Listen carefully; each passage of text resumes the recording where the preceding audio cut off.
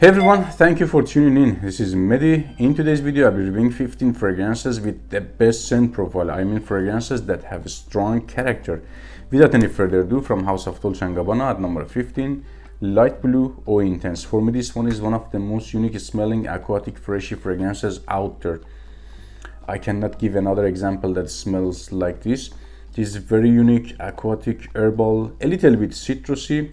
Smells 100% different compared to ton of freshy ambroxany fragrances out there. It is like oceanic, aquatic, a little bit sweet, like fruity sweetness, like citrusy sweetness, let's say, to this one, and a little bit woody. It is mostly in that herbal and CBD side, let's say, to this one. Performances 10 out of 10. At number 14, from House of Carolina Herrera, CH Men. Although it is not one of those performing fragrances at all, but definitely has a very strong and memorable character. Smells very unique and different compared to 100% of my collection. So scent profile is sweet, green because of grass note, very fresh, cutted, let's say, somehow grass note. It is a little bit at the background, earthy and sweet sugary. Very unique combination here with bad performance. Let's say to this one, I cannot get any performance, but it is a very sexy lady killer fragrance for very close encounters, let's say. At number 13, La Nuit de l'Homme by Yves Saint Laurent. What can be stronger than this one? In terms of character, oh my goodness, and scent profile, I believe nothing. Look at this character in a bottle. How is the scent profile?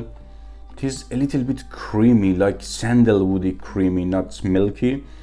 It is citrusy a little bit again, sweet, but mostly in the woody and spicy cardamom side. Scent profile is very unique, very masculine, but not outdated. It is modern, sexy and masculine with average, somehow below average performance, like 5 to 6 hours maximum in terms of longevity, with first hour and a half soft and somehow transparent type of projection and sillage, but definitely gets the job done. Number 12, Le Male King from Jean-Paul Gaultier. So still gets me crazy compliments, very positive reactions, especially from ladies, or let's say mostly from ladies. Guys don't give that much compliments on this one. One of those evergreen and timeless masterpiece fragrances in my collection. How is the scent profile? For those who haven't smelled this one, it is herbal, mostly in the herbal side, fresh, spicy with touch of vanilla sweetness, let's say, at the base of the fragrance. It is a fresh fragrance, it is green, but not for summer somehow. I don't know, I cannot enjoy this one that much in the summer, or maybe summer nights only, also around, except summer days, let's say, this one. At number 11, still beautiful, Acqua di Gio by Gio Germany, regular one. So there is a term or rumor that you're gonna smell like her ex with this fragrance. I have used that term also, unfortunately, in some of my videos, but hey, nobody is wearing that much fragrances.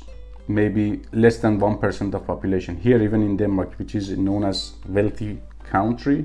People are very easy in terms of spending money. They have no problem, but I can't see that often people wearing fragrances even here. So I don't know if you're gonna smell like her ex or not. I don't believe that much people are wearing fragrances, but this one is still one of the sexiest aquatic fragrances out there. If you are in the game, I'm sure somehow you have smelled this one, or you have some colognes close to this one, but no cologne is enough close to this one, even in my collection.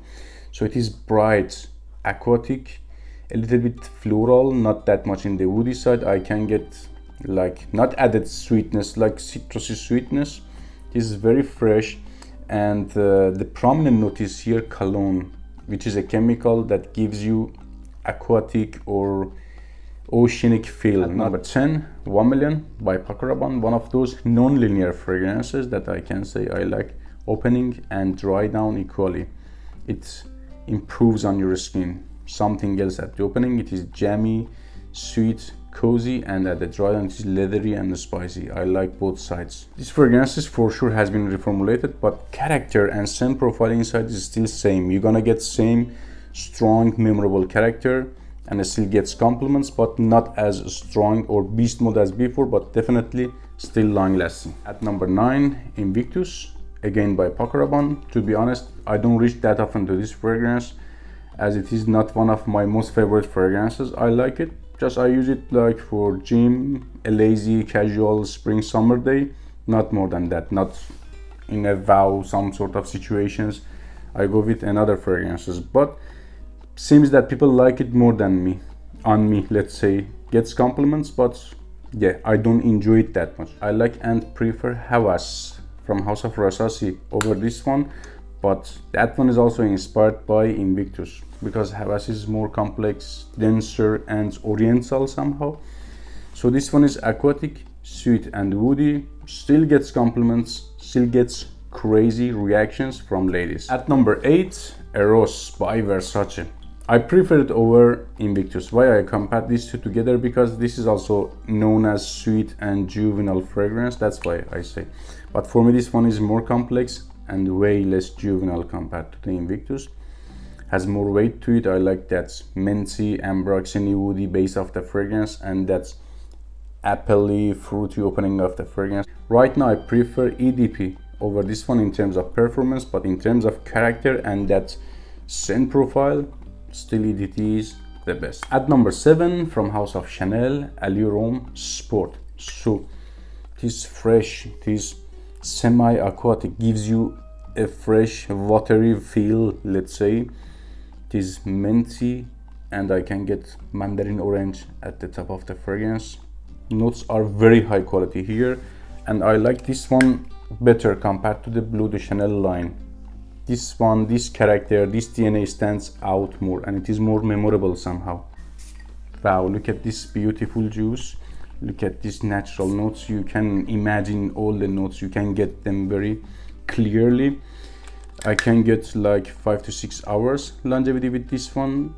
Projection and CRG is average. CRG is a bit better compared to the projection, and gets crazy compliments, especially in the office situations, guys. At number 6, Great Memories. Wow, Gucci Guilty Prom. Such a strong character, memorable scent profile. I wish it was less powdery. I can get definitely iris here. It is not mentioned in the note breakdown of the fragrance. It is citrusy for sure, lavender and ambroxany somehow. It is not like cedar or vetiver. It is ambroxany. It is very synthetic type of woodiness, but character of the fragrance is very strong. At number 5, Lalique Encre Noir. Oh, I love it. If you like bitter and dark fragrances, this one is a must-have for you. It is dark, one of the most bitter fragrances and dark fragrances in my collection, without being smoky or resiny.